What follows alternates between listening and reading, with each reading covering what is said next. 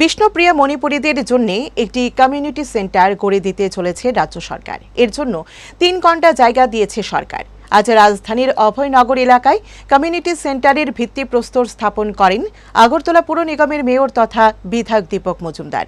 Socio cultural society of Bishnupriya মণিপুরীর উদ্যোগে আয়োজিত এই অনুষ্ঠানে মেয়র বলেন, কমিউনিটি সেন্টার নির্মাণ হলে এখানে বিষ্ণুপ্রিয়া মণিপুরীরা তাদের কৃষ্টি সংস্কৃতি ও ঐতিহ্যের চর্চা করতে পারবেন। অনুষ্ঠানে mayor in council Hiralal Debnath সহ অন্যান্যরা উপস্থিত ছিলেন। ত্রিপুরার ঐতিহ্যবাহী কৃষ্টিকলার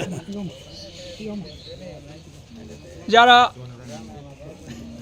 পৃষ্ঠপোষক বিষ্ণুপ্রিয়া মণিপুরী, যারা এই আমাদের রাজধানী থেকে দূর দূরান্তে থাকেন, এখানে কোনো ঠিকানা না থাকার কারণে তাদের কৃষ্টিকলা আমরা ঠিকভাবে প্রস্ফুটিত করতে পারিনি।